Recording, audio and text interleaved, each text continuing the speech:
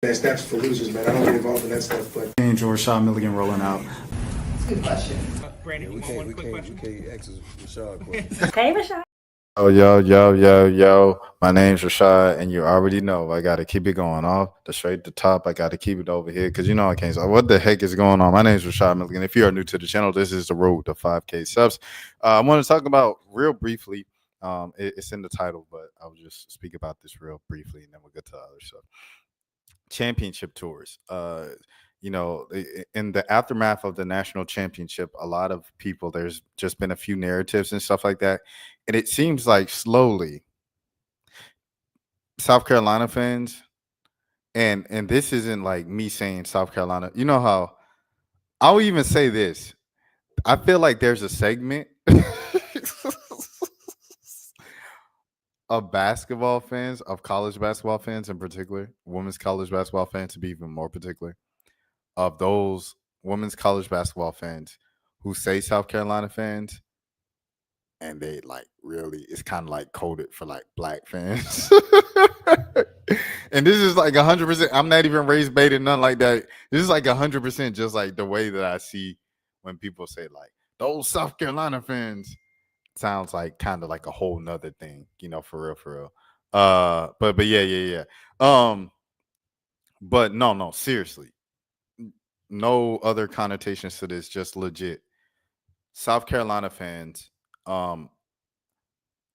it feels like a lot of them kind of went from being tired of Paige because Paige was getting all the attention her freshman year to promoting Paige the next couple of seasons because Caitlin took all the attention when Paige got hurt, to now that Paige was getting a lot of attention going into the championship game, has won the championship game, and is now doing her celebratory media run after winning the championship and before going number one. What's good, Jordan? What good? Before going number one, everything like that. It seems like they have an issue with seeing Paige and UConn all the time again now. And it's weird because it's like, you just liked her, but now you don't like. It's like you like her unless she beats you. And I get that, where you have competitors and you compete, and it's times where you like you hate someone or you love someone until they play you. Like, I get that from a competitive standpoint. At the same token, it's like, it's crazy, bro. It's just crazy. It's crazy to me, of like how like the switch up there, and now it's like Paige is getting pushed more and she's getting more attention in their national championship run and stuff like that because, it could be the white woman thing, right? I just think that's just very convenient how she was getting white woman privilege. And I remember the Eton Thomas story, right, that he wrote, the column, and he was like, Paige isn't getting more coverage or just as much coverage as Caitlin Clark got last season because she wasn't adjacent to black people. She wasn't black people adjacent, which was crazy. You know what I'm saying? It was just all these things. And now it's like the total, I don't know. I just want people to pick a side with it. The only reason why I'm even bringing this up and addressing it is because like, I do think it's very important to also say 2 years ago when LSU won it, was that 2 years? Yeah. 2 years ago when LSU won it, they went on a media tour. It was Angel, Flau'jae, and they brought Alexis Williams with them as well. Excuse me, sorry. But yeah. They were all on a media tour together, all three of them. And Kim Mulkey was even with them, like someone pointed out, when they went and ran canes and stuff like that. So I don't know, man. It's happened before. So it's just like with South Carolina, I don't know why there wasn't.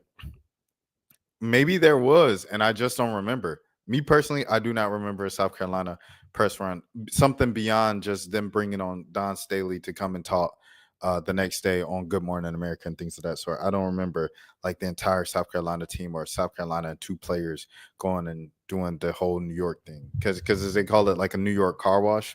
I come from the world of hip hop. So in the world of hip hop, it would be, Breakfast Club, Sway in the Morning, Good Morning America, to the Day Show, and then you go back to radio, like you probably do like Hot 97, You know what I'm saying? All of those things will be like kind of your run in New York. You kind of get in and get out.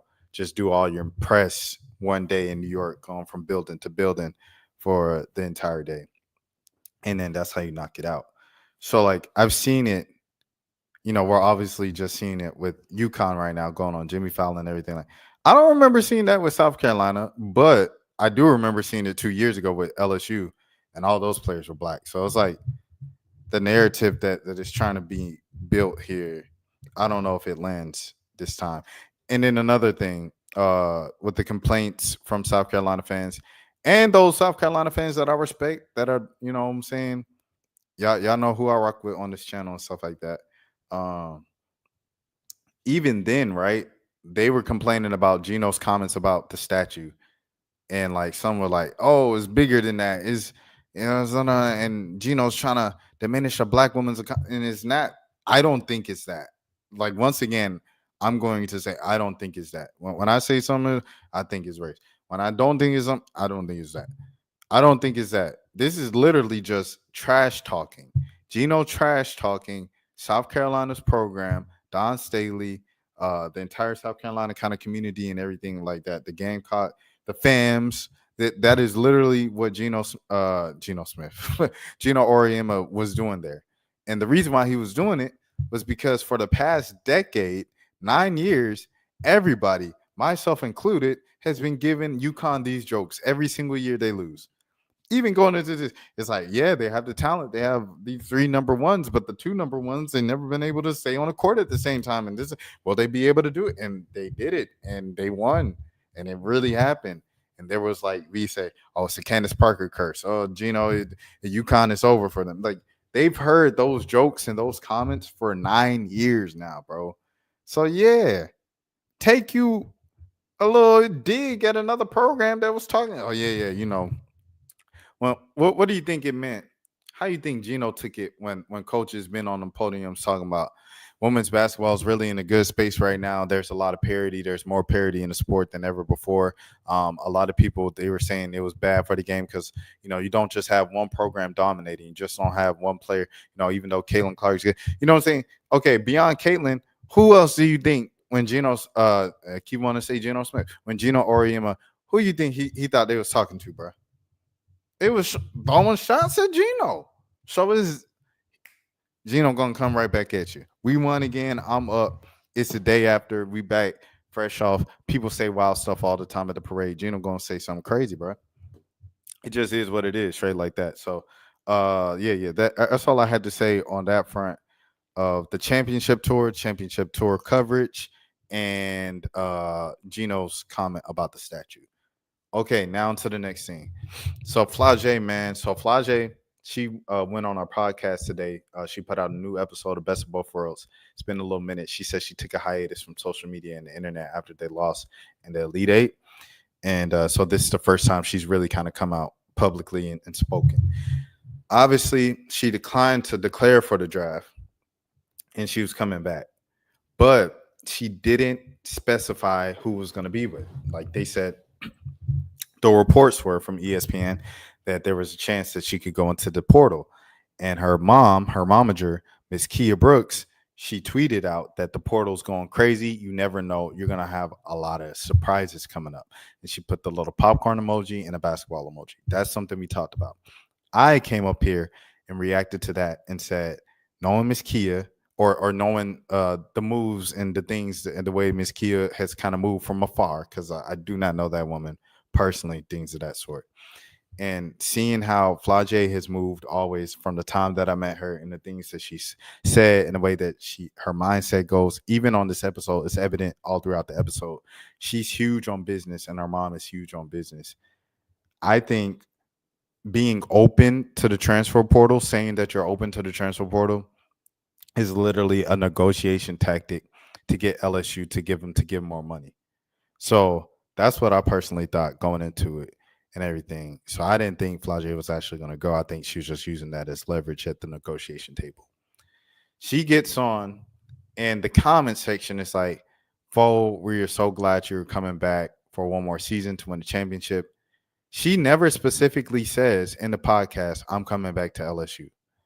One thing she did say though was she said she had some interesting offers out there, and she had a sit down and a real talk with Kim Mulkey where she discussed how she felt about the direction of her career, the direction of the program. They sat down and came to, I guess, a truce or whatever.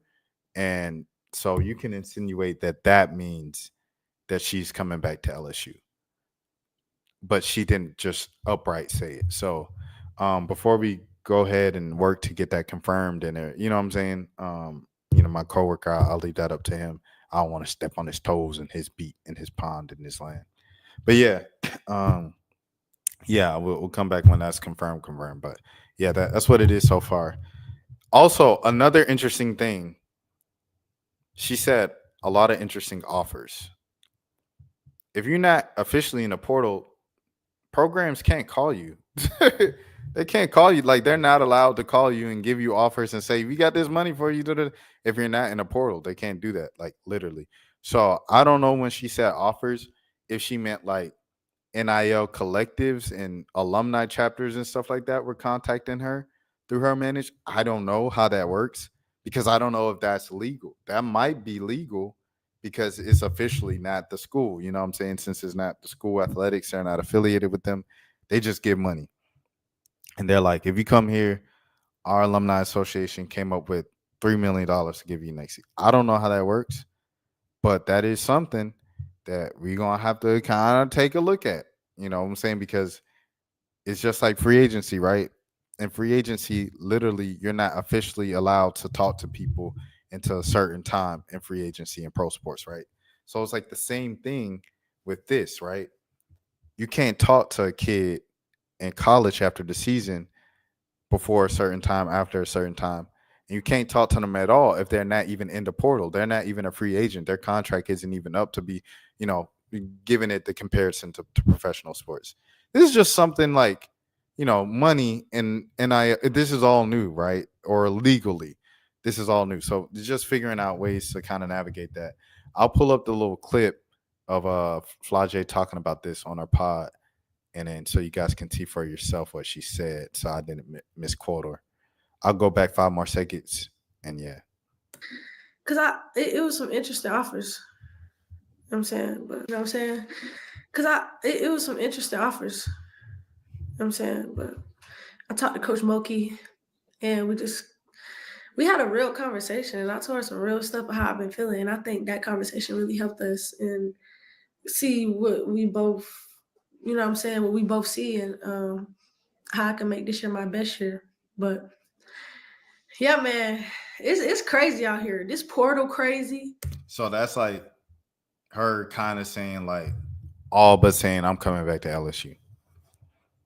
But she didn't just outright say I'm coming back to LSU. I don't know. I look at things like literally, like you literally need to. And your people, overtime, my people as well.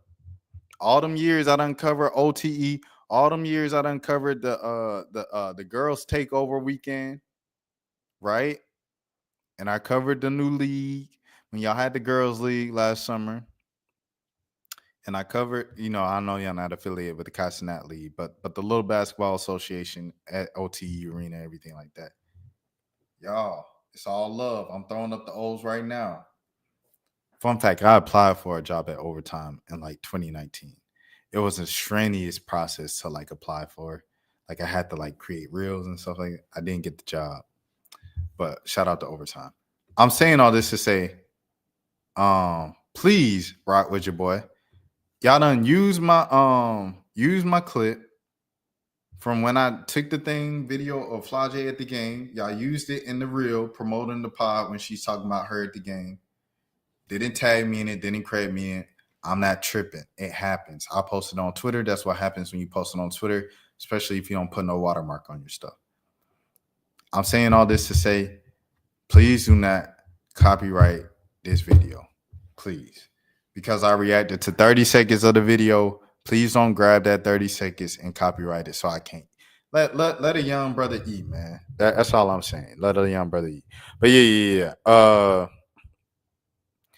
I definitely just wanted to kind of point that out. She said that parts of her reasons of coming back and another side, she said the upcoming CBA in the WNBA. So next season, the WNBA is going to have a new CBA, and players are presumptively going to be getting paid more money.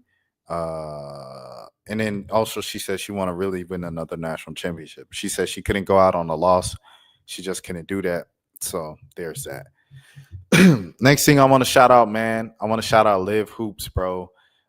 She had a huge benchmark, a huge accomplishment today in the world of HBCU athletic media. And yeah, by giving a scoop about Grambling hiring FAMU's former men's basketball coach. Now, Liv, if you guys don't know, she's a former college basketball player herself at FAMU. And yeah, she just kind of saw a need and a gap for coverage in HBCU basketball. She filled that. She's been doing it for a couple of years now.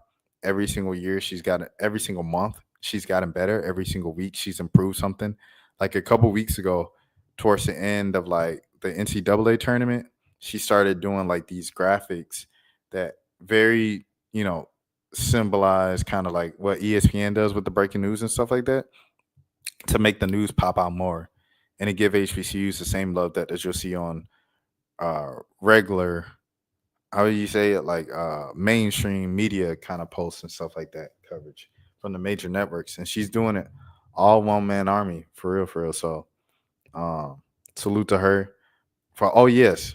And the most important part of this is Pete, from ESPN, the college football senior writer and stuff like that. He, credit her. He tagged her in it and everything. She reported on it earlier today. And Pete has 300,000 followers, bro. So that's huge for Pete to give that shout out. So shout out to Pete. It's a lot of people with a lot smaller platforms that won't get that look, and especially a tag. Like they might say your name, but they might not tag you. So it's a big look for him to give her that tag, and it's just big win for HBCU athletics, big win for independent media, big win for Black media, and big win for Liv, bro. She's been hustling and working her behind off.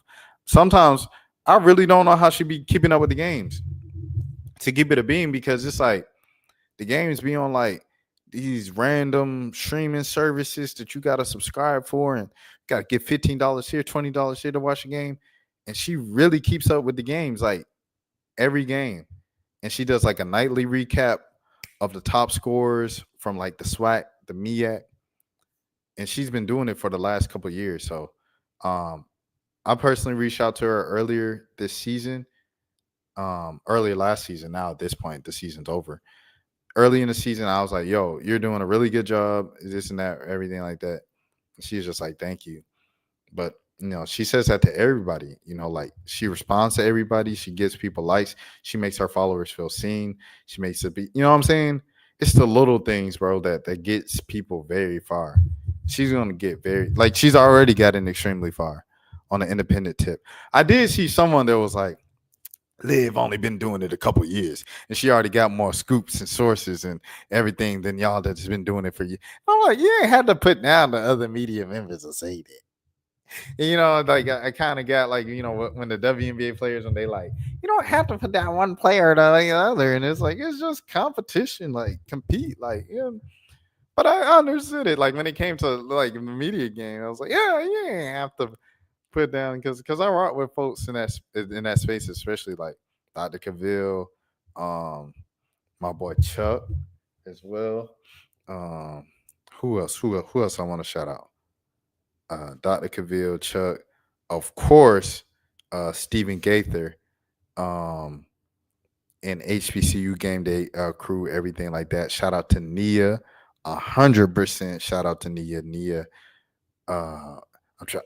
Simone. I had to think of the stage name because I'm about to give out the government.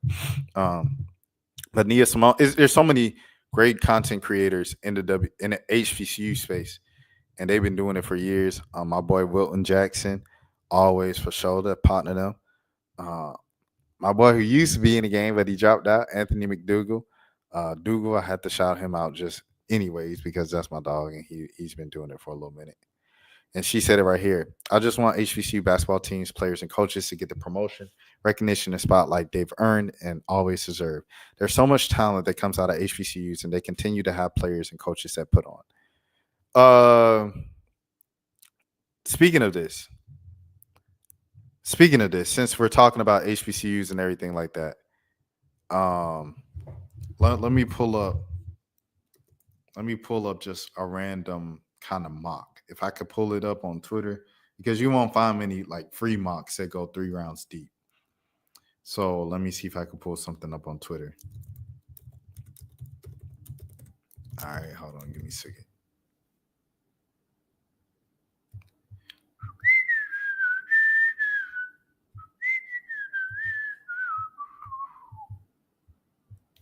Let me see. What you see, Reggie, see.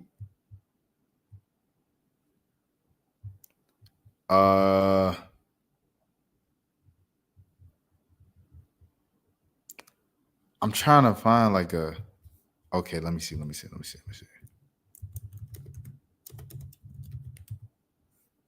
Oh, I just saw one, and I literally, I don't know why I did that. Why would I do that? Why'd you do that, Rashad? Hold on, twin. Let me see, Reggie. See what we got going.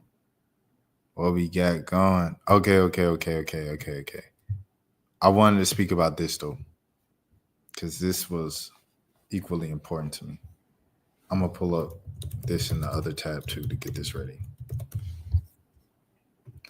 Okay, so let's speak on it, right? While we're speaking about Liv and giving her props and everybody in the HBCU space, media space especially, showing love and everything like that and working hard. Let's go to the big board. Okay, so tier 1, Paige Beckers, Dominique, and Sonia Citron.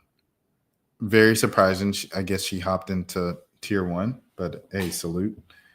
Georgia Amore, tier 2.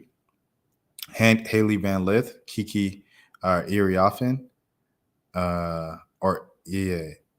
Iriafen. I just remember it's been pronounced 2 different ways during college. And like for 3 years at Stanford, it's been pronounced a particular way. And then this year it was pronounced a different way. So I'm so sorry to Kiki, even though it's been said the correct way all your senior season. But it still throws me off. Serena Sundell from Kansas State, Snipe.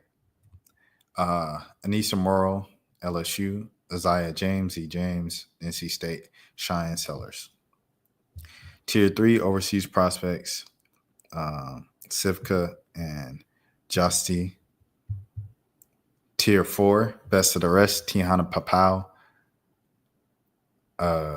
Vonleh, Sedona Prince, Sanaya Rivers, Rhea Marshall, JJ Quinterly, Michaela Timpson, Sarah Ashley Barker, and Julia. And then tier 5, dark horses, Reagan Richardson, Harmony Turner, Lucy Olson, Deja Kelly. That's it.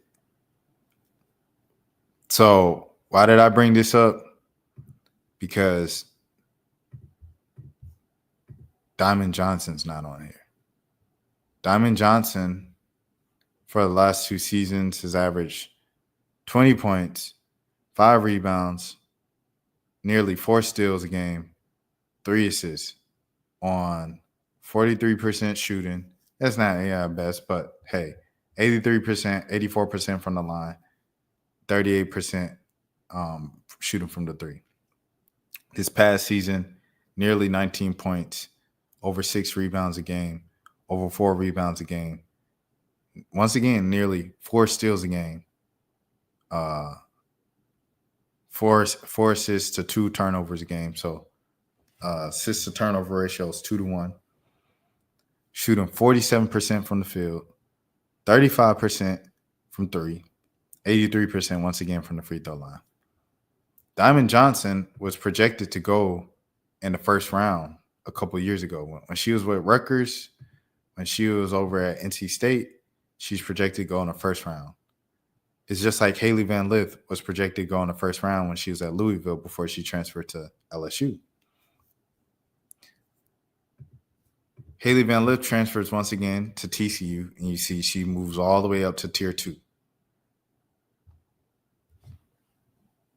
Diamond Johnson's not even on the big board, bro.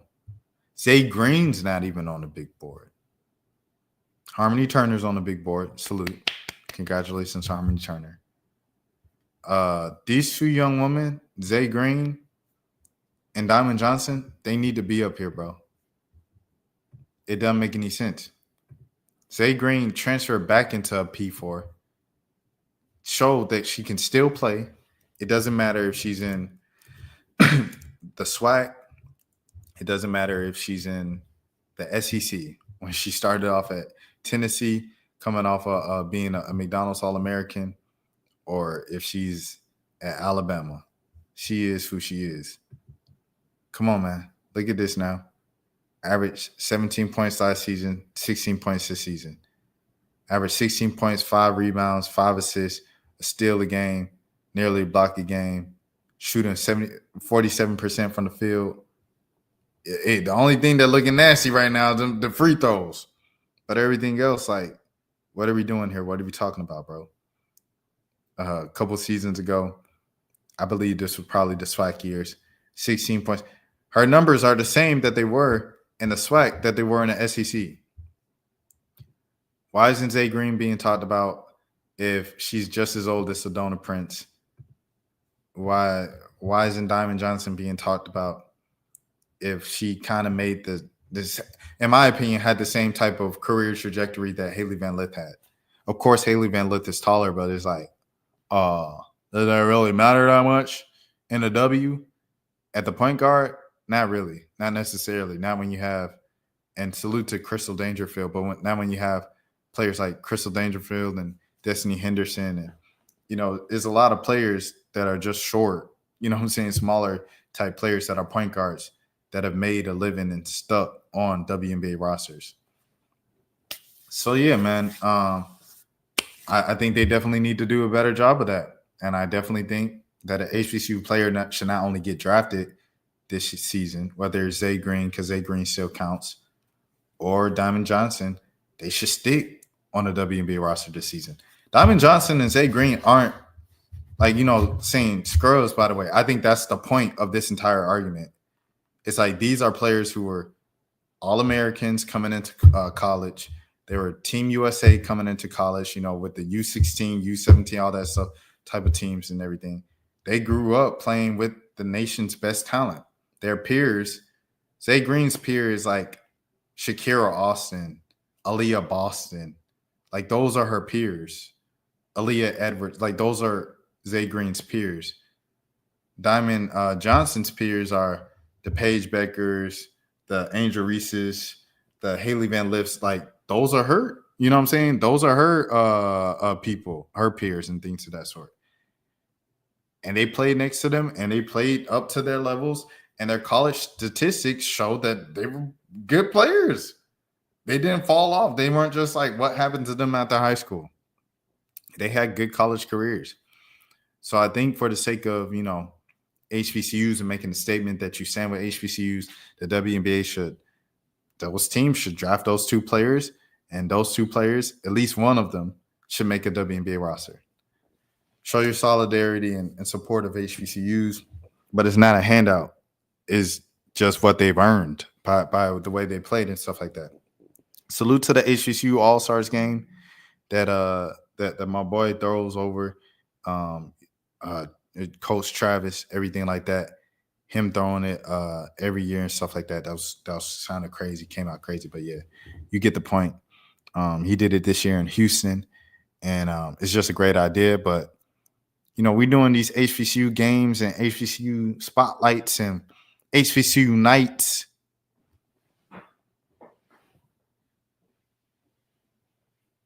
But we're not bringing on HBCU talent.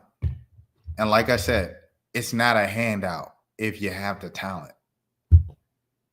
And in the case of Zay Green and in the case of Diamond Johnson, neither of them jokers is a handout. Especially when Diamond Johnson was starting and playing and averaging double-digit figures at Rutgers and NC State. You know what I'm saying? But this is the beginning of her season, her beginning of her career, averaging nearly 18 points, 4 rebounds. You know what I'm saying? Next to WNBA talent and on the starting lineup. Like it's not lining up, bro. So yeah, I wanted to say that, kind of ending that entire thing. And shout out to Live for Hoops once again. Shout out to HBCUs. All right, next thing. Now we getting started to say everything else, man. YBN Nahmir, man, he celebrated the purchase of his first McDonald's location. Y'all give it up for YBN Nahmir for sure. Celebrating the opening of his first McDonald's location, McDonald's franchisee. I know, being a franchisee, like one of my first jobs, I worked at Zaxby's. I was wearing the shirt like on stream actually like a couple days ago. And working at Zaxby's, you know, I had like these nice people that owned the place because they were the franchisees and stuff like that, the franchise owners. And the franchise owner, he bought a second one in the area. And so I had to split time working in both of them. And it was pretty cool, made things, you know, fun and fresh and stuff like that. But in the back of my mind, it was like, with him being there and me being able to talk to him and like shake his hand and have a relationship with him, it made me want like a franchise, you know what I'm saying, at some point in life and everything like that. And shout out to Kyrie, man. Kyrie Burke. What's his name? That is my dog. He a pastor and he's young. He like 33. What's Kyrie name? Kyrie Burke. Shout out to Kyrie Burke, bro. Because Kyrie Burke bought a Burger King franchise probably like last year. He was selling shirts or whatever. He had his own business, and that business grows, you know, 6 figures one year. He came from poverty. Well, like not from poverty growing up, but like as a grown adult, he had a child young in the church, and then he was homeless as an adult, young adult, and he flipped that into having a 6-figure business, everything like that. You know what I'm saying? So definitely salute to Kyrie Burke. And he used that 6-figure business to open up a franchise. Like, this is how you do business, bro. This is how you get passive income. This is how you keep the thing going. So this is why I'm so happy to see YBN Nahmir do this. Because it's like, what do you do with fame? He's kind of stuck with fame at this point where, you know, rubbing off the paint was 8 years ago. Rubbing off the paint was 8 years ago. And the other joint with the with the little blue face fall, that song was like 2018, you know. And the next song that YBN Nahmir was like really known for was when everybody was making fun of the kind of Soul Plane or whatever the song was called, Soul Train, which I didn't think was a bad song. I like the fact that he tried something different and it was like groovy, but people just made fun of it because it was auto-tuned singing, which I get, but he took a chance. I think we should celebrate people and salute people for taking a chance. They do Lil Yachty. Like, let's start here, right? That album, people are like, oh, Lil Yachty changed your game with this album, even though it didn't get any awards. But like that, to me, I didn't think it was as good as Igor from Tyler, Creator, or I didn't think it was good as 808s and Heartbreak. I didn't think it was good as Awaken My Love from Gambino, like, you know, rappers who just totally shift genres with an entire project, you know. But I saluted Yachty for taking the chance and doing something different and going into a whole nother genre and at least trying and not being afraid to fail. That's what YBN Nahmir did. They turned it into a meme and made it a joke and stuff like that. But that was even like 2020. So this is 5 years later.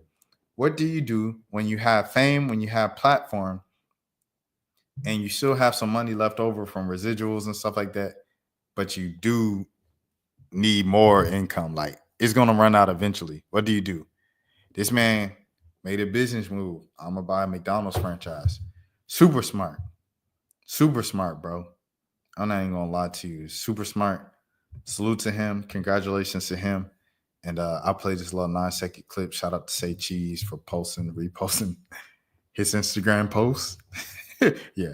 Yeah, bitch. First motherfucking McDonald's, nigga. YBN shit, nigga. Fucking you niggas talk about. Miss me on this bitch now. Where Nahmir? Ain't Nahmir from like Alabama? Nahmir he a funny dude. And I say he a funny dude because like he's been doing this like West Coast accent for the past how long has he been doing it? He's been doing this West Coast accent for the past year. And I just think that's funny. But hold on. Let me spell Nahmir's name right. I don't even have his name right in the live title. Let me throw some respect on Nahmir's name. But yeah, little things like that is funny to me.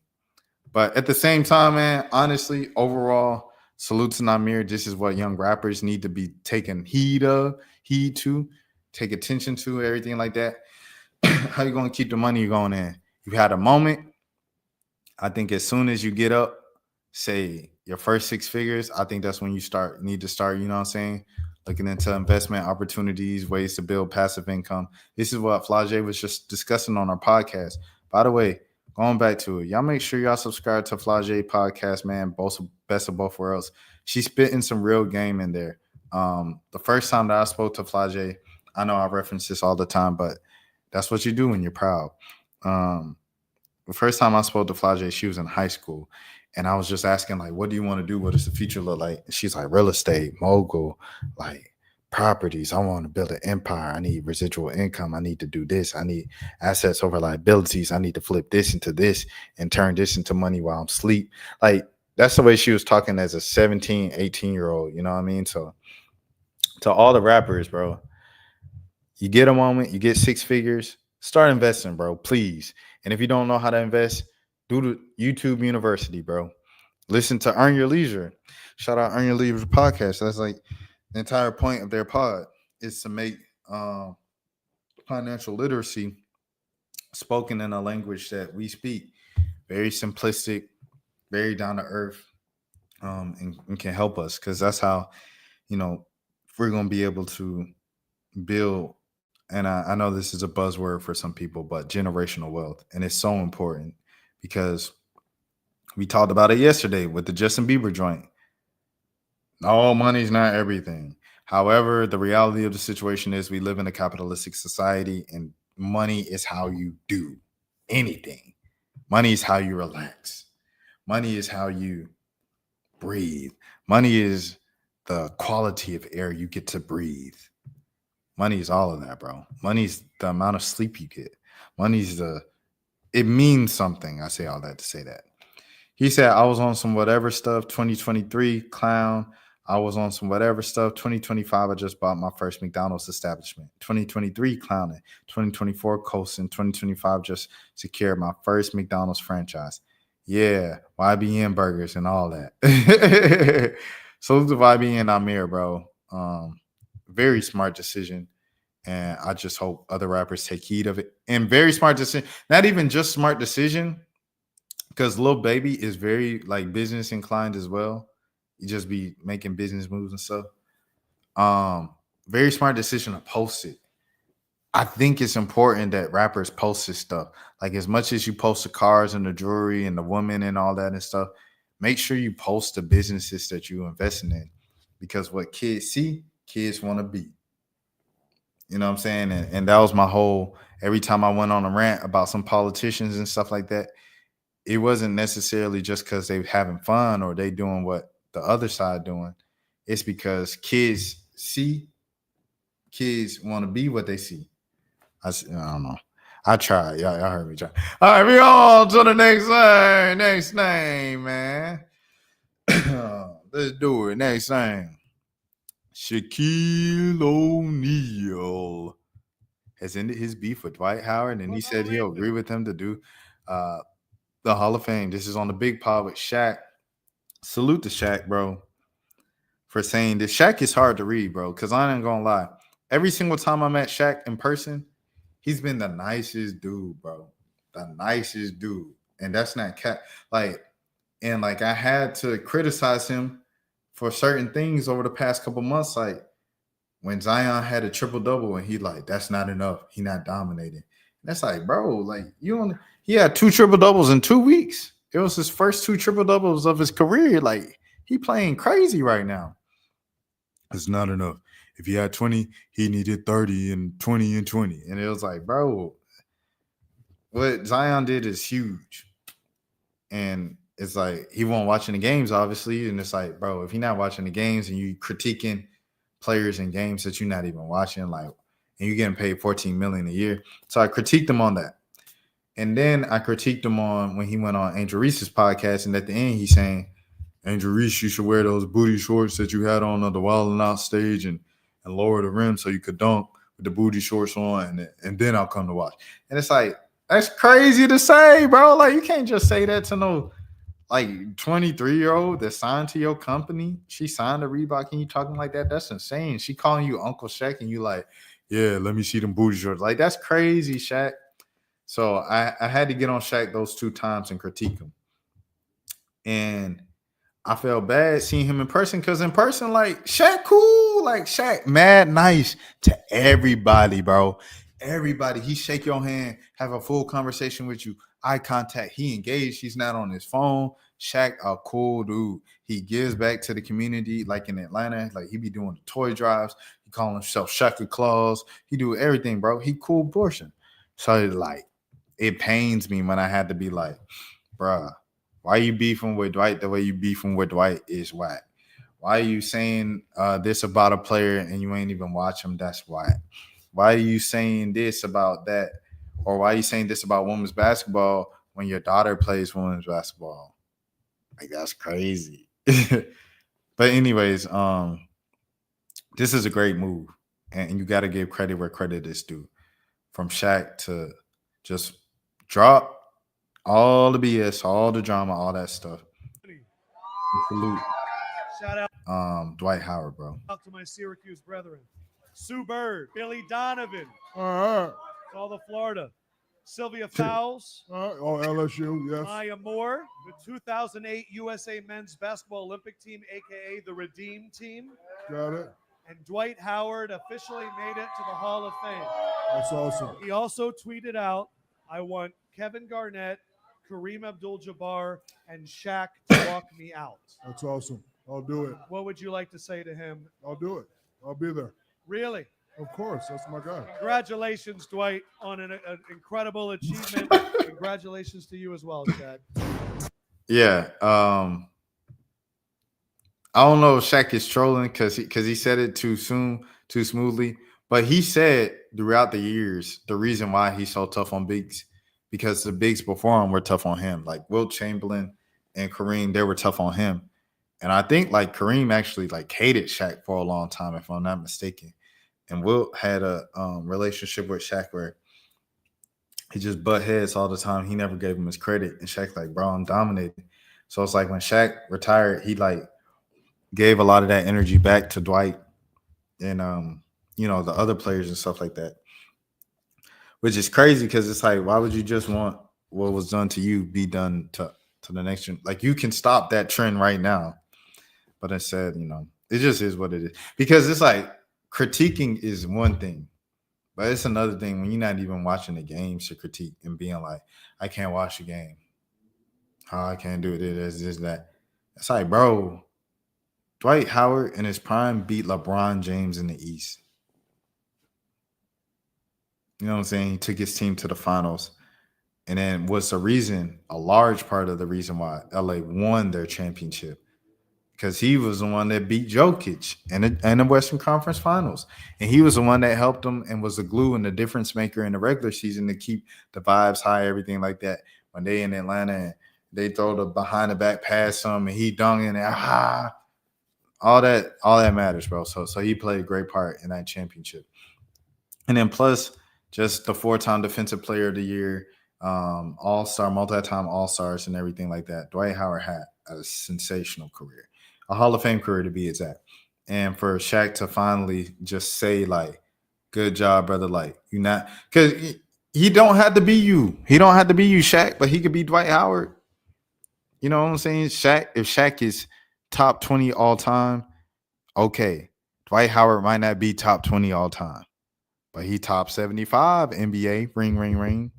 You know what I'm saying? So even though he's not as great as you were, as dominant as you were, I think is a better word, he was still dominant in his own era, and that needs to be respected. He was doing it when nobody else was doing it. Literally nobody else was doing it at that time, bro. Like, DeMarcus Cousins came around for a little bit, right? With Sacramento around that 09, 2010 year and stuff like that. DeMarcus Cousins was doing a little bit. But overall, it was Dwight Howard and everybody else at the center position from 2004 to 2014, bro.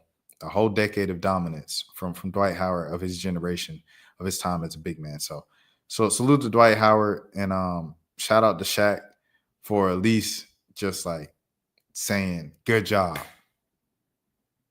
At the end of his career, when it's over, inducted into the Hall of Fame, Shaq finally says good job to Dwight Howard. And that means a lot, bro. So I love to see Dwight's speech speaking about Shaq, and I love to see Shaq's introduction walking out Dwight speaking about Dwight.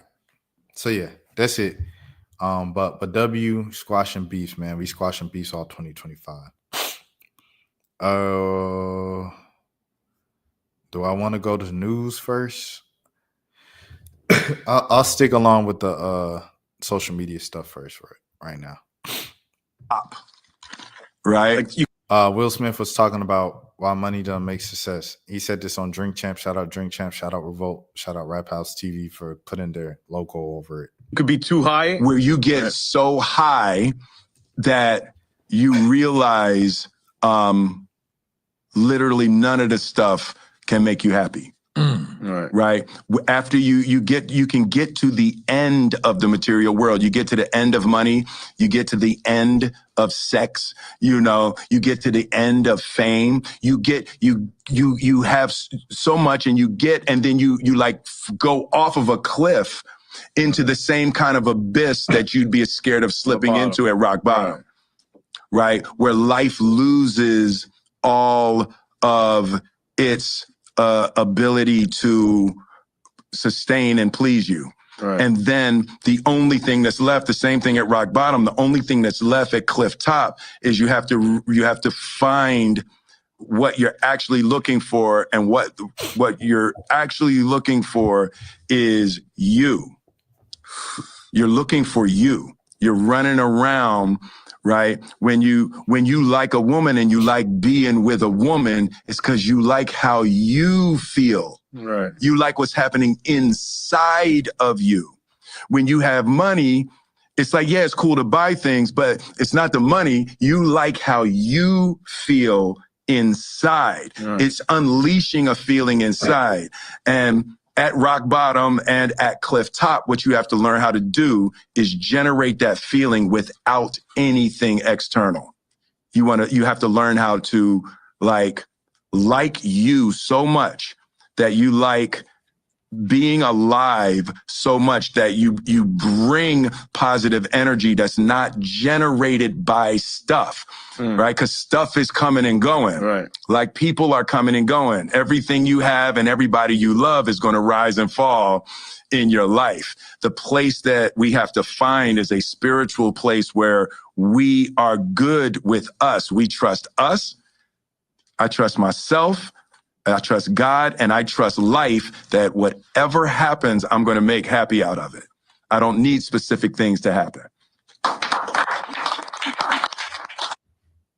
Will Smith's like philosophical and motivational quotes and things like that have always been really good, always been like top notch. And so like I think the greatest part of his return to rap and making a rap album was the media tour, because it got just everybody a chance to speak to Will Smith who hadn't gotten a chance to speak to Will Smith for the past, say, 10, 15 years, because he did media with Bad Boys 4. But, this is solo. This is not him and Martin. This is just him by himself. And, yeah, I don't know. Just great perspectives to always hear from Will. I think, he it's good that a lot of his shortcomings or like things that aren't viewed as wins happened in the public, so the public could see like for themselves when he says, "Oh, the top ain't what it is," and you're like, "What you talking about? You Will Smith? You're the most successful box office actor in the world in history." You know what I'm saying? It's important that we did see the slot in person. It's important that we did see Red Table Talk in real time in person, all that stuff. Like, it's important that we saw that, bro.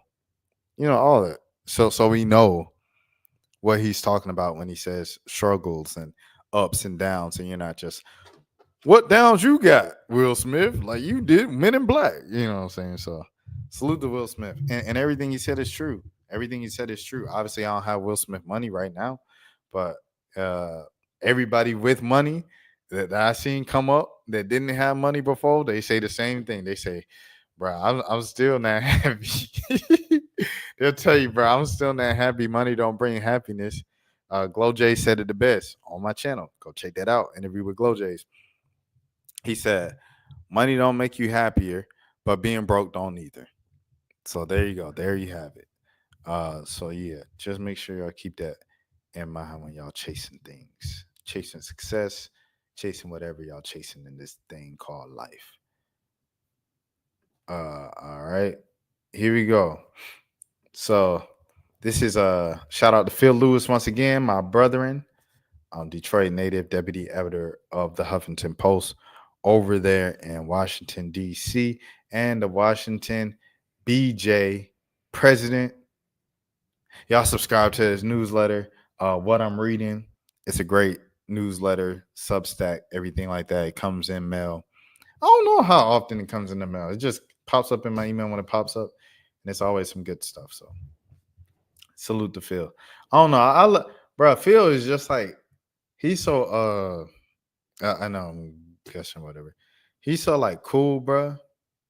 Like you meet Phil and you have no idea he's Phil. Because first of all, his profile picture is like him looking like it's facing up. So you can't really see his face for real. You know what I'm saying? Because it's like shadows. It's shadows from like the sun. So you can't really see his face. So when you see him, you don't even know it's him. But bro, mad cool, bro. Shout out to Phil, dude. Mad humble, funny, personable, and all that. Like, I just rock with Phil, bro. I really appreciate that dude. And I look up to him. I'm not even gonna lie to you. I look up to him like as a big brother in the industry. He really holds you down and stuff like that. Shout out Phil. All right, cool. So with that being said, we're going to MSNBC. Judge rules Trump can't get rid of Central Park 5 defamation lawsuit. The exonerated 5. Shout out to Joy Reid, man. Shout out Joy Reid, man. I hope all is going well for you in your quest to bounce back from MSNBC, you know what I'm saying? Being on that, you know what I'm saying, whatever they was on, because they was tripping. But yeah, we at MSNBC land. Shout out to Joy Reid for sure, friend of the channel. The exonerated 5, as the plaintiffs call themselves, are suing the president based on his statements as a candidate during the debate. This is written by Jordan Rubin. President Donald Trump lost his bid to dismiss a defamation lawsuit brought by the plaintiffs known as the Exonerated 5, formerly known as the Central Park 5. Thursday's court ruling brings Trump closer to potential civil liability for comments he made about them during a presidential debate against Kamala Harris last year. But it doesn't guarantee that the plaintiffs will ultimately succeed in their case. Trump's history with Yusuf Salem, Raymond Santana, Kevin Richardson, Antron Brown, and Corey Wise dates back decades. They were teenagers in 1989 when they were charged with attempted bleep, and other crimes after a woman named Patricia Melly was attacked while jogging in Manhattan Central Park. Before they were indicted, Trump took out a full-page newspaper advertisement, not naming but clearly referring to them. Bring back the ending of life penalty. Bring back our police. 4 of them, not Solemn, confessed, then recanted their confessions and maintained their innocence. They were all convicted of at least some of the charges. Years later, a different person confessed, and their convictions were vacated in 2002. Trump has continued to question their innocence over the years, leading to the last year's debate with Harris that sparked the lawsuit. After the Democrat brought up the Republicans' newspaper ad calling for their ending of their lives, Trump said they said they pled guilty And I said, well, if they pled guilty, they badly hurt a person, unalived a person ultimately. And if they pled guilty, then they pled that we're not guilty.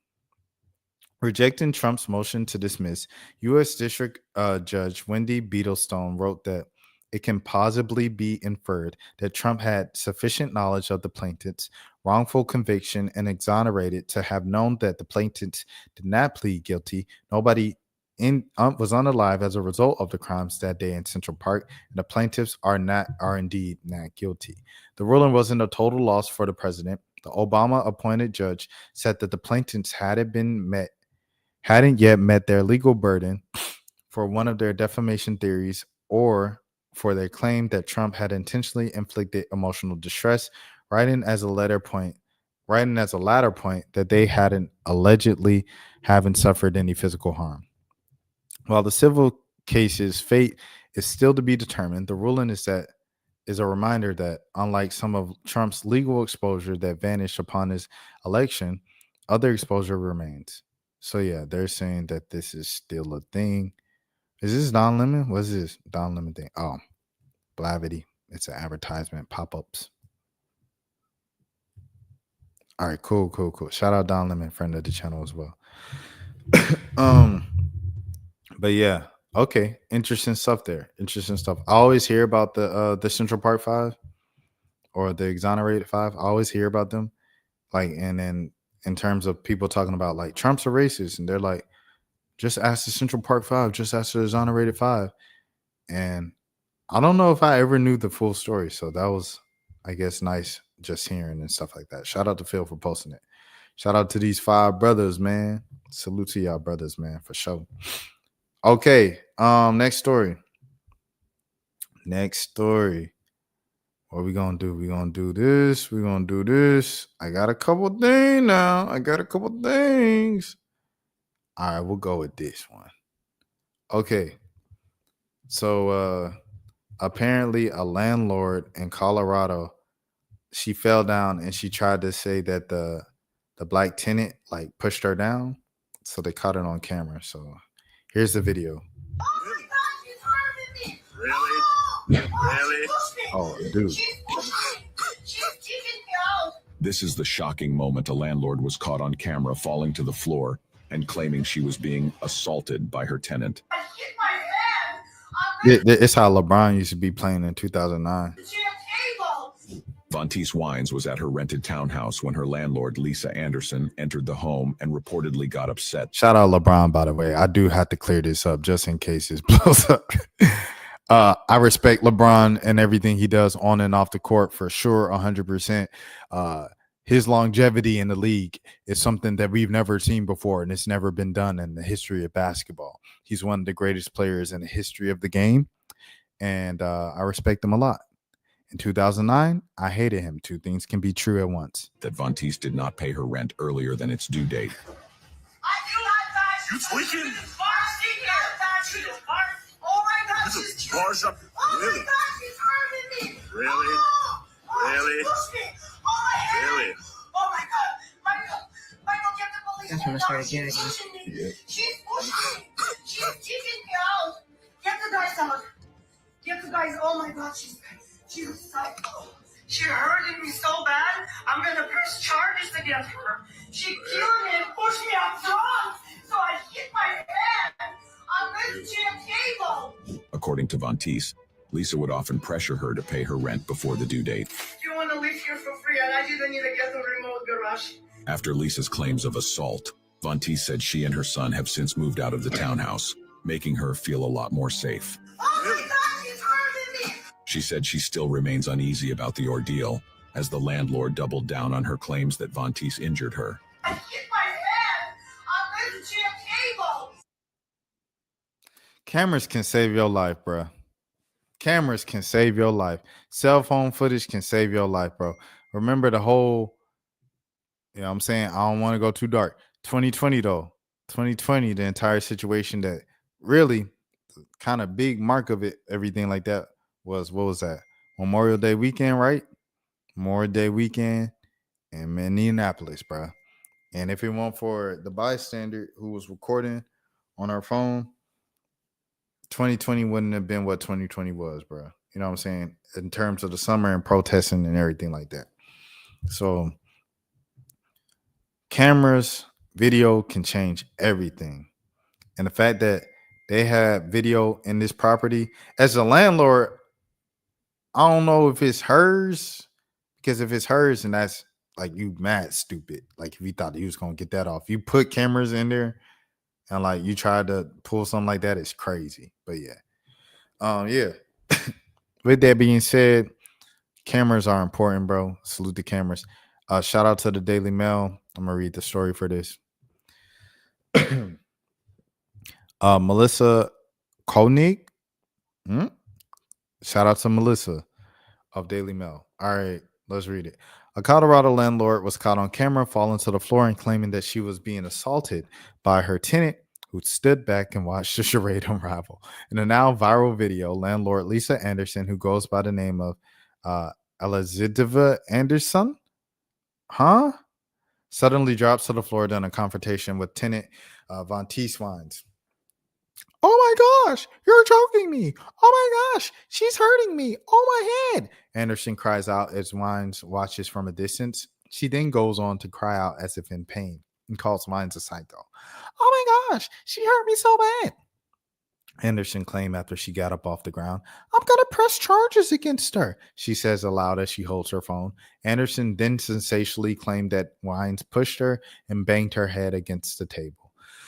What she didn't realize is that Wine's son was filming the entire episode, including the moments before she collapsed. A camera can save your life. Someone say, thank God for the son in the comments right now.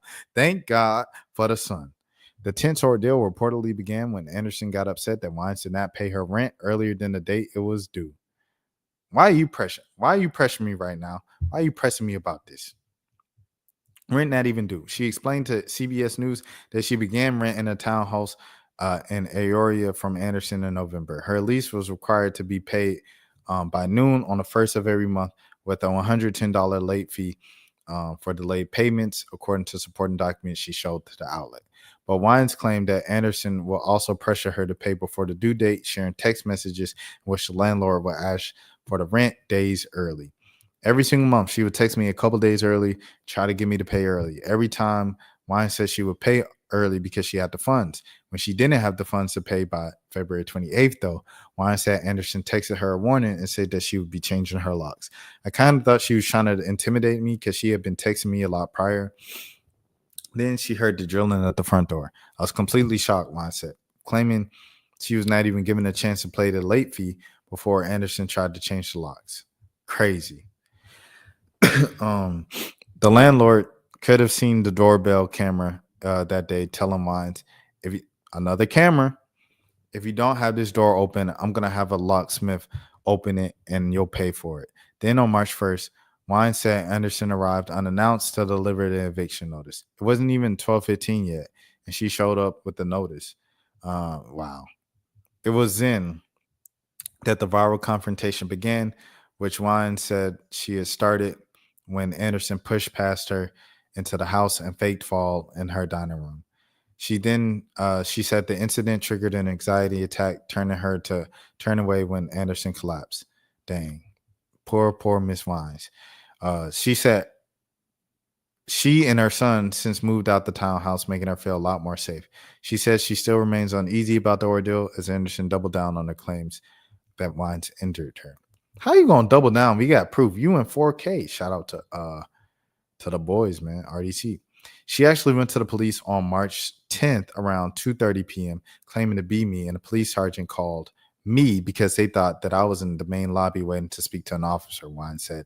On Facebook, as they shared the now viral video, this lady is now walking around in a boot and crutches from this fake fall. Crazy. She continued claiming that the police arrived in the alleged fall and saw her video.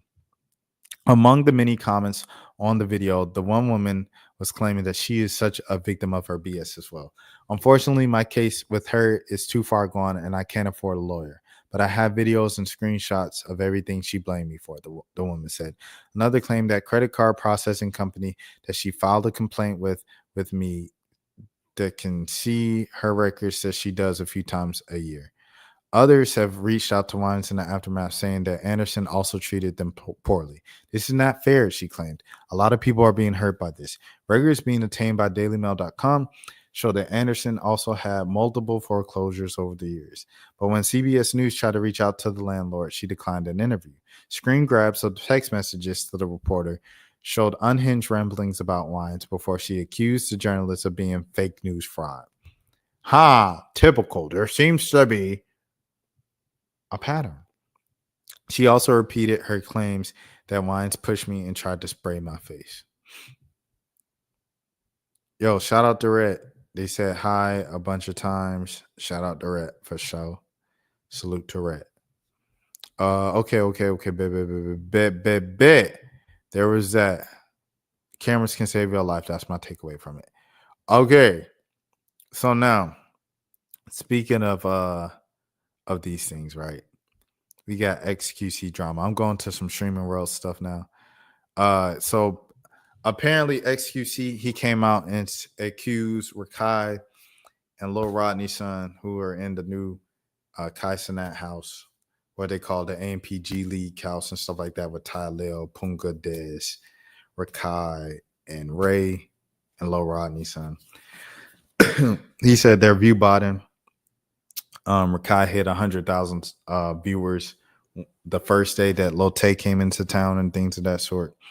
But the chat is moving slowly. And the thing that people do often with XQC is claim that he view bots all the time, because he'll have like mad people watching, say it's 50,000 people watching, and the chat moves really slow. View botting, for those of y'all don't know, is kind of like just having fake viewers to have a fake viewing number. If y'all know anything about my channel, y'all know I do not fake view bot, because most of the time on here, if y'all click on my lives, it's 0 viewers, 1 viewer, 2 viewers. Sometimes it'll be 9-10 viewers if I'm interviewing someone. And then if it's a hot topic, like if it's Caitlin Clark and I did it in the middle of the day, I had like 30 viewers then and stuff like that. And I was like hype. The chat was going and crazy and everything. But yeah, I never view bot, bro. So XQC said that. Kai responded on his stream and said, bro, I'm noticing a pattern that you always come after Phantom, you come after me, and now you coming after RaKai, Lil Rodney, and all them for this stuff. I see a pattern. He was pretty much insinuating, like, it seemed like you be hating on black creators that come up and have big moments on Twitch. So here's XQC responding to what Kai said. And yeah. You haven't seen the build up to where they are right now. What is the story behind the 4 days in a row under 40% chat rates? Listen, forget about what I said. Forget about anything that I know or don't know. Explain what type of story or what endeavor gets you to sub 40, sub 30% validation rate in chat. Explain it. I don't know. Just explain it then.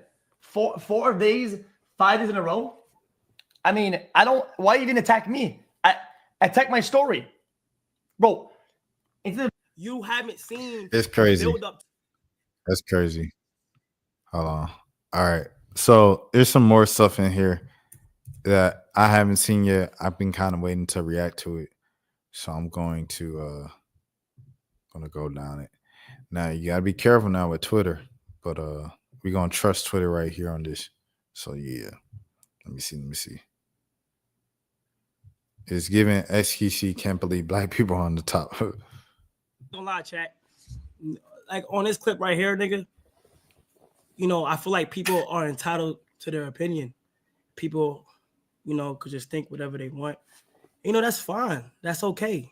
Psych, I fucking lied. I'm tired of the dick riding. Get off my dick. Yo, I ain't gonna lie. It's like I be holding back too much. I'm about to just let shit rain. Like, I'm tired, nigga. Like, I ain't even gonna lie. Fuck all of that shit.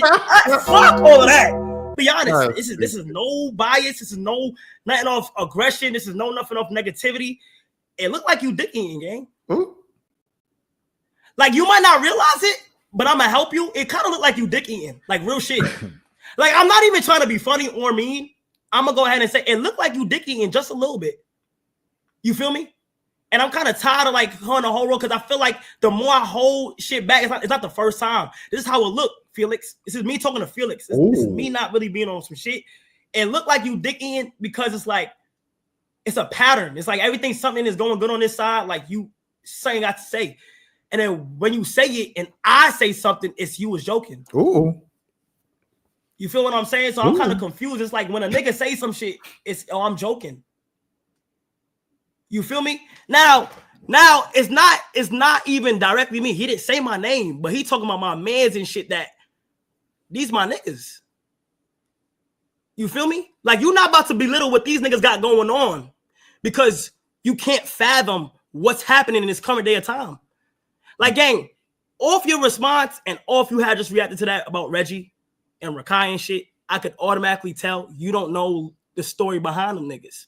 You haven't seen the build up to where they at right now and why them numbers are making sense.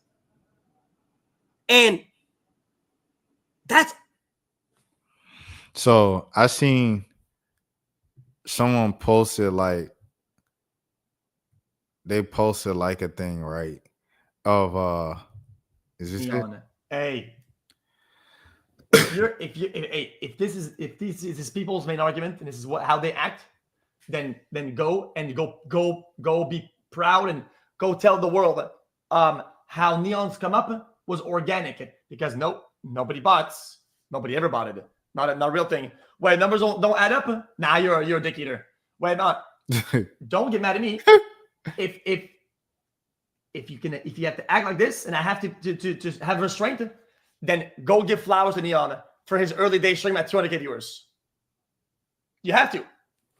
Because if any argument is if any stat is to be disregarded as dick eating, okay, then go glaze Neon. I mean, what about it? Saying shit. Go glaze Neon. Hey. All right, hold on. Okay. She said when it's time to hate. Oh, okay. Here's a video he was showing. This guy might be the GOAT. Nokia. Like it. Yeah, he going deep into the numbers, bro.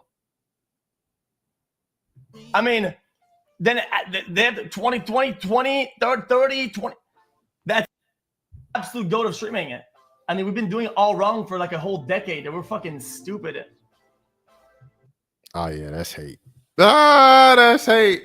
I ain't gonna lie to you. He don't understand the impact that funny and going viral on TikTok have. Someone said this. I think he responded to the TikTok thing. Someone said, "You right, don't back down." Let me see.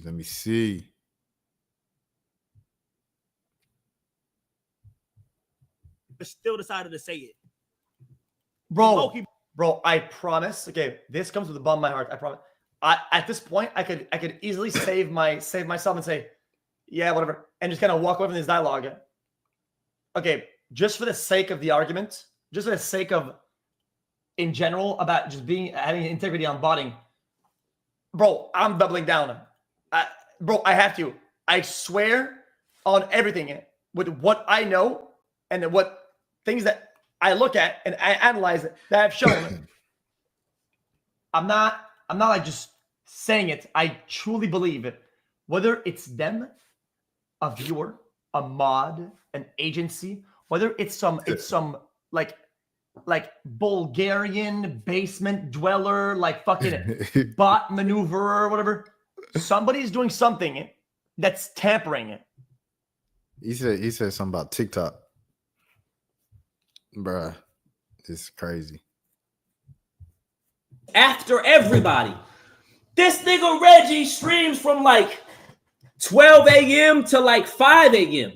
So everyone is off stream. So after Kai gets off stream with 100,000 viewers, walk with me, nigga. Stupid nigga. Kai gets off stream with 100,000. Agent gets off stream with 20,000. Talil gets off stream with 20,000. Ray gets off stream with 20,000. RaKai gets off stream with 50,000 because he's streaming with Lil Tay. Where them niggas gonna go? Stupid nigga. Where them niggas gonna go?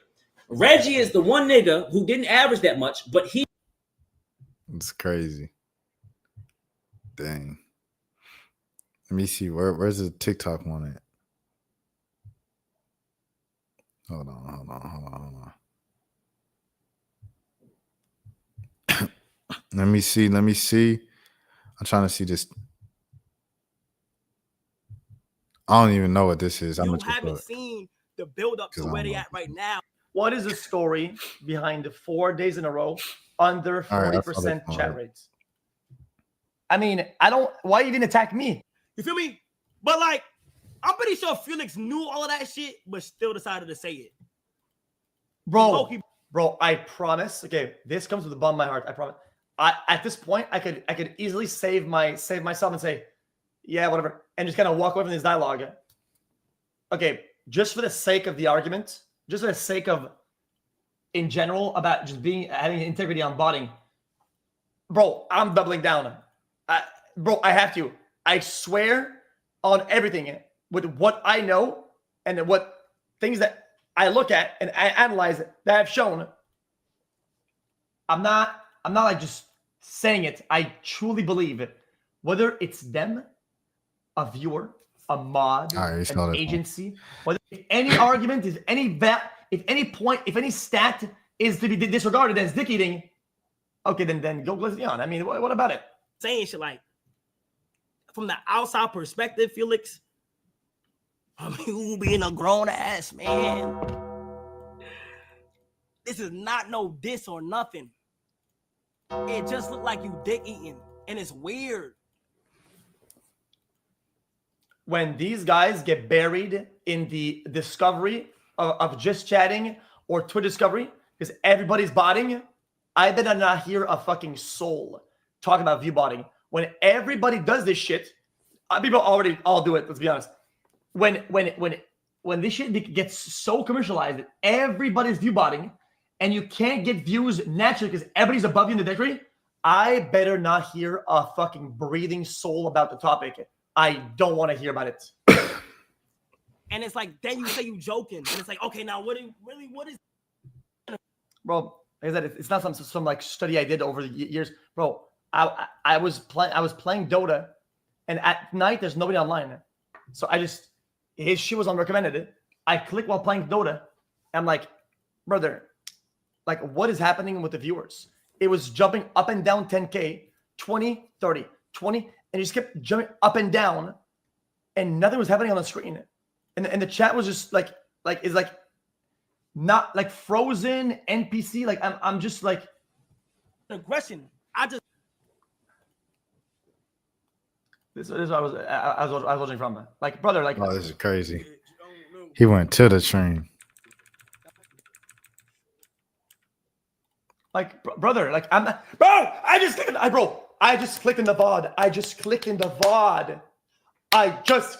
the VOD, and it's exactly what I meant. Like, holy fuck! There's so many niggas that want to paint the walls, bro. Like, dude. I felt like the chat was moving at a normal rate. I ain't gonna lie to you, Chief. Hold on. He say something about TikTok.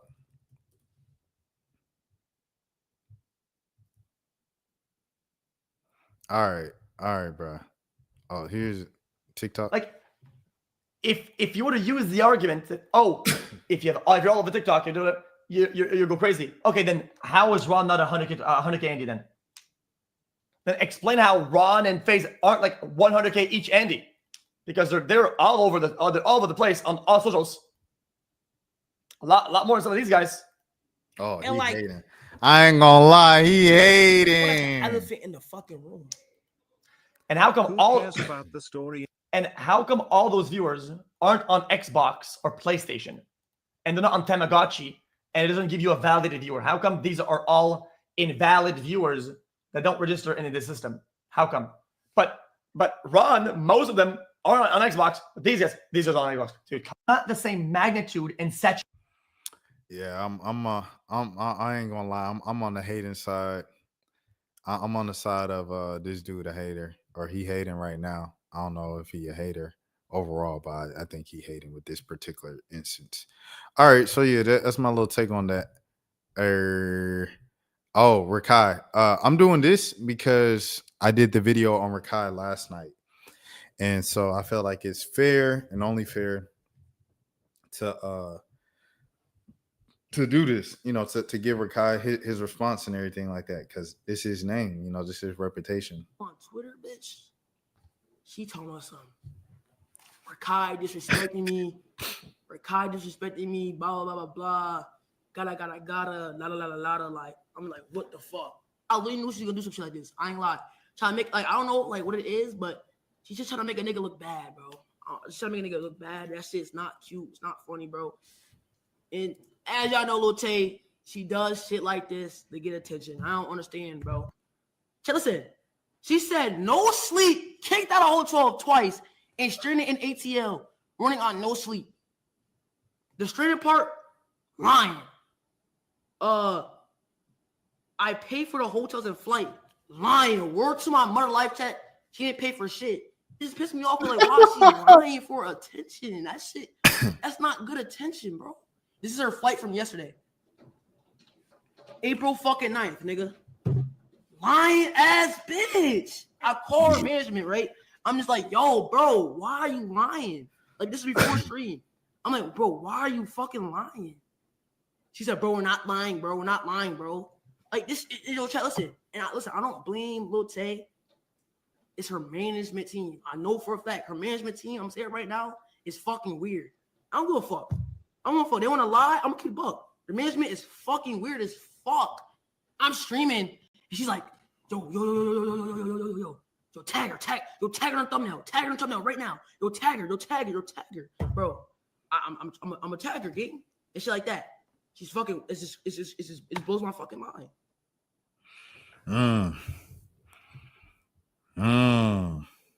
It's interesting. Fight from yesterday. This one we just watched. Oh, it was raining in Atlanta. Everybody told me it was storming in Atlanta.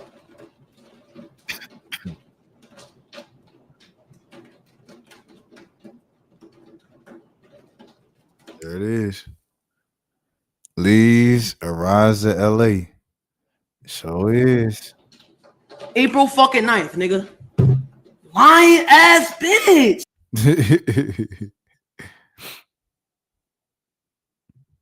But where I stepped in, I said, I ain't gonna lie, like, nobody does 200. Like, Tay is not even a streamer. She doesn't even stream. But what did I tell you before this? I said, bro, if you doing shit with Lil Tay, you are gonna give them what they want, gang. But nigga, it's just a bad experience. It is what it is, though. But I had to get involved because I'm saying, like, yeah, I had to call Kai. Forgot what you was doing, nigga. I had to call you, bro. I was like, can you please talk to this manager, please, bro? The nigga told me something like, he kept saying, I do this shit from the school China. Remember he told us that? Yeah. He said it's just something there. It's like that, bro. I don't know. Yeah, it's just part of the process. It's part of the process. It is what it is. Yeah. But I ain't gonna lie, they was on some shit where they was trying to force this nigga to, like, hey, like, make sure you tell the niggas that we about to start streaming and shit. Whole time niggas don't even stream. But yeah, nigga. You feel me? It is. I did, but where I stepped in, I said, I ain't gonna lie. There's that. What Lil Tay said, bruh, I ain't gonna lie to you. I still think a part of what Lil Tay said was, like, true, because it happened on camera. Like, a part of, like, Lil Tay's talking about, like, I never dated a dude, I never been on a date, I never had a kiss and stuff like that. Like, she said that in the Discord calls when she was flown out to Atlanta. So it's like, I don't think she was lying about that stuff, about the basic respect. However, Lil Tay lying about all the other stuff is whack. 100% whack. Cannot co-sign that, big brother. Lil Tay, that was whack. And Lil Tay's management team, because those are adults. Can't speak too much on Lil Tay because Lil Tay is a minor. But her management team, running it, everything like that, I thought she got better management after the whole unalive rumor report that went viral on, TMZ a few years ago. I don't know. I'm finna show you proof that I bought her flight. Look, hold on. It's the day. It's the day of the lie. Nah, he not lying. I don't think he's lying. No, it's the day of the lie. He got plane ticket receipt. Yes. But you actually did he show it? Yes, I showed it. Yeah. But I ain't gonna lie. Look, I ain't gonna lie. The niggas that saying RaKai is your niggas though. They're not my niggas. They not because I streamed today and I showed them it all. It was a green like RaKai. Let me see. He said RaKai. And what did they say? What did they say? Where? 410. What's today? 410. Wait, no, you're trying to make me look bad. Now you're weird. No, wait. No. What? Nigga, no, it's wait, what's today? Oh, wait, hold on. No, nigga, listen. Okay, break it down. Listen, right? She know that she was leaving today, but since she was mad that we wasn't gonna do another stream, like today, she was trying to. She made that whole thing up today. So that's what happened. Oh, yeah, Lil Tay and your management team, y'all cook, buddy. But the respect thing was the thing. But that's also like the characters they playing on stream. See, it's like, man, look, it's too tricky with these teenagers, but I'm telling you, it's too tricky with these teenagers because people still with streaming being so new, like, you know, new in the IRL, just chatting type of world and stuff like that. It's been the thing like on the mainstream level for 5 years now. People still don't know what's real and what's not. Like, I think about Donald Glover all the time.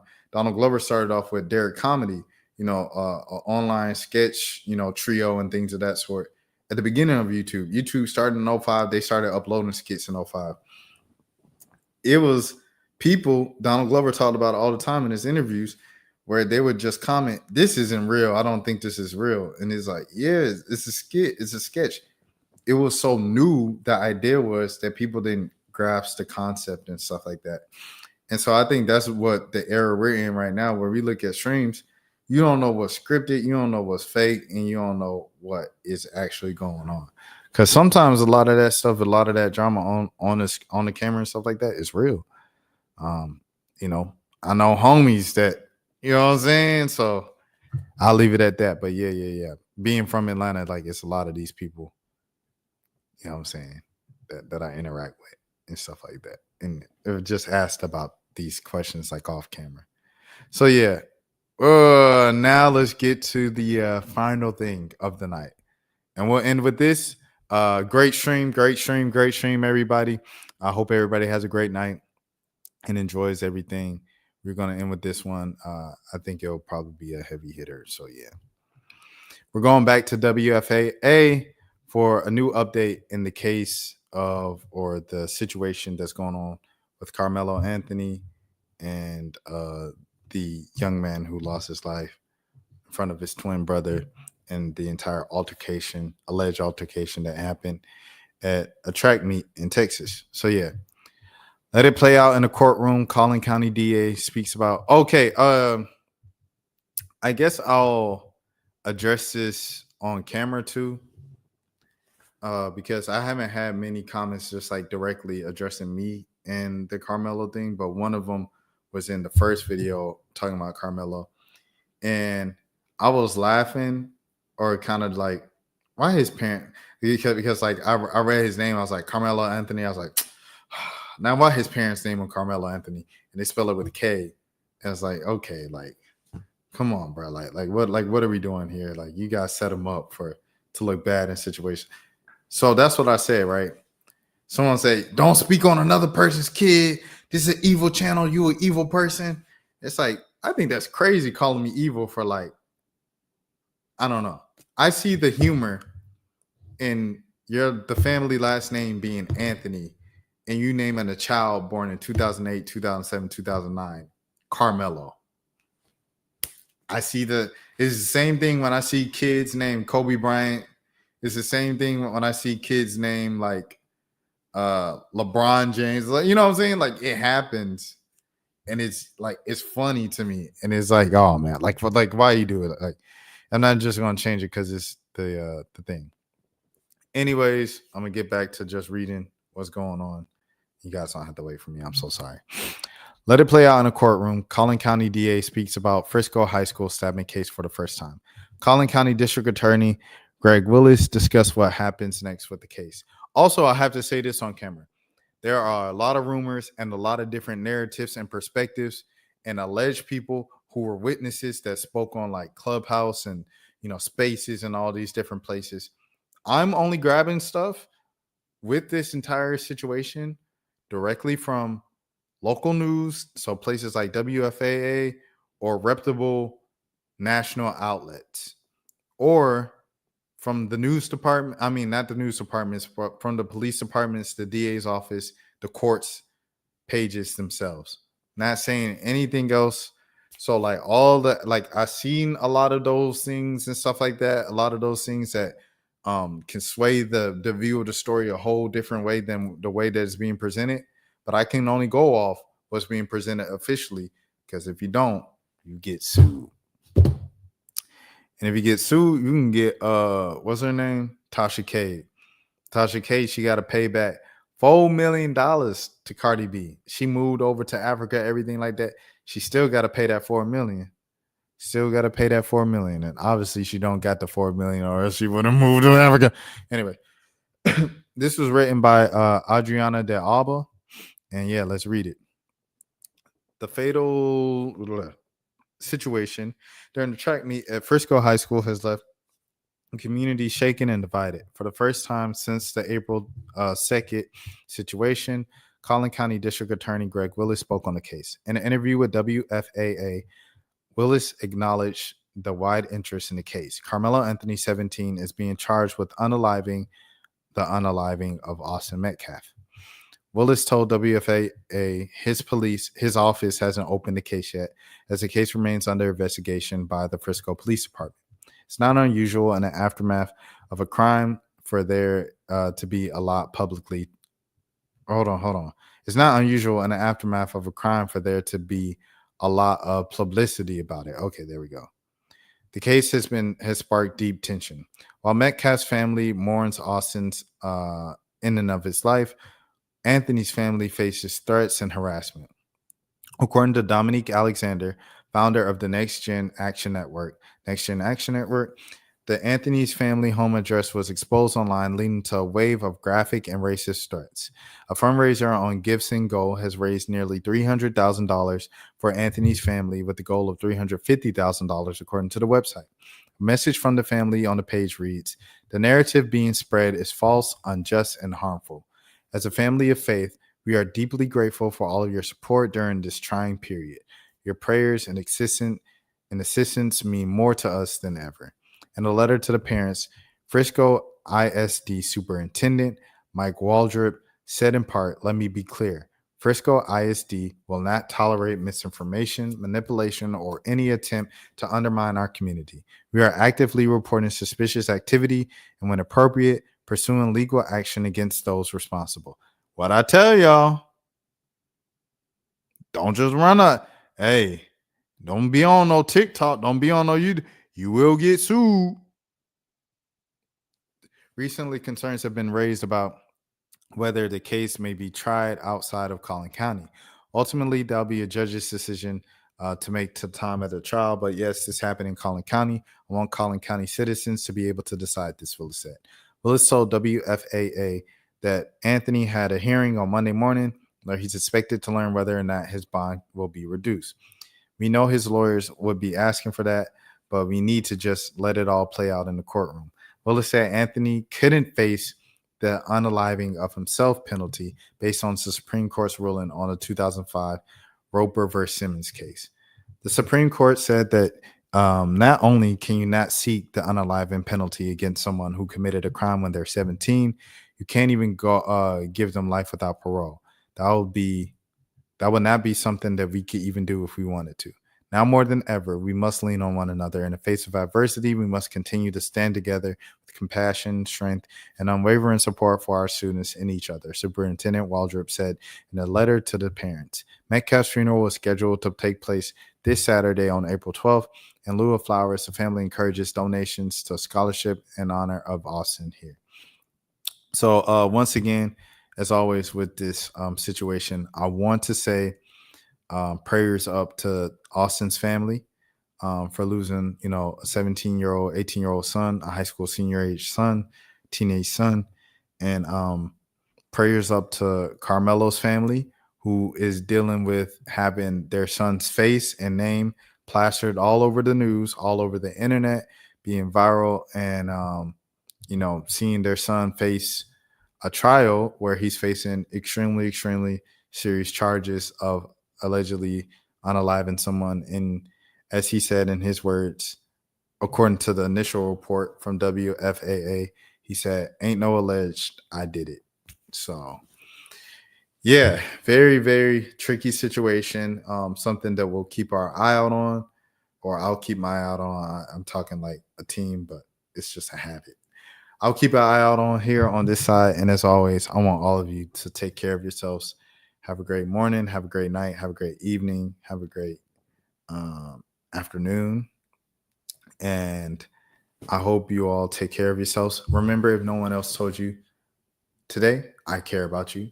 And yes, that's it. I'm out. Peace. That's for losers, man. I don't get involved in that stuff, but Angel Rashad Milligan rolling out. Good question. Brandon, we can't ask Rashad questions. Hey, Rashad.